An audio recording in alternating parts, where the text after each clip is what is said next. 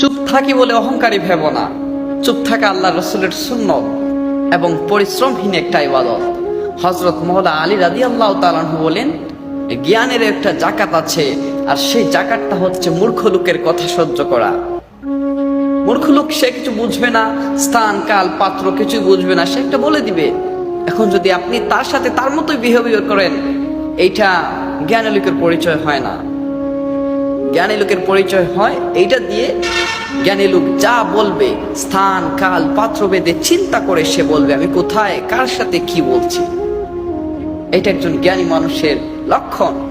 বাংলাদেশে সবচেয়ে বেশি অপরাধ বাড়ার কারণ হচ্ছে দৃষ্টান্তমূলক শাস্তির অভাব।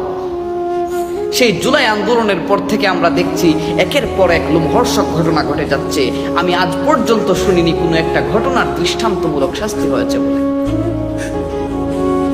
যেদিন এই বাংলার জমিনে দৃষ্টান্তমূলক শাস্তি কায়েম হবে, ওই দিন থেকে ইনশাআল্লাহ বাংলার জমিনে শান্তি ফিরে আসবে। আমার মা আমার জন্য কতটা কষ্ট করেছেন আমি আমার চোখে দেখেছি।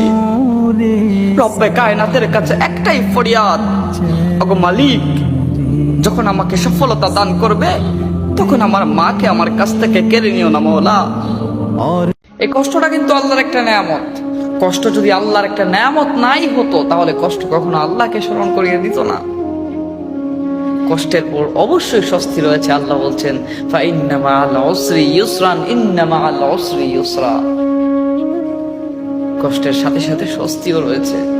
বোকা মহিলারা স্বামীকে গোলাম বানিয়ে তারা হয় গোলামের স্ত্রী, আর যারা বুদ্ধিমতী মহিলা তারা স্বামীকে রাজা বানিয়ে তারা হয় রাজরানী। ইসলামে স্বামীকে এমন মর্যাদা দেওয়া হয়েছে, স্বামীকে এত মর্যাদা দেওয়া হয়েছে, আল্লাহ পাক রব্বুল আলামিন বলছেন, আমি আল্লাহর পরে কাউকে সিজদা করার হুকুম থাকতো, তাহলে আমি প্রত্যেক নারীকে বলতাম তারা যেন তাদের স্বামীর পায়ে সিজদা করে। সুবহানাল্লাহ। এমনকি আল্লাহ রাসূল তার হাদিসে পাকের মধ্যে বলছেন, স্বামীর পায়ের নিচে প্রত্যেকটা স্ত্রীর জান্নাত।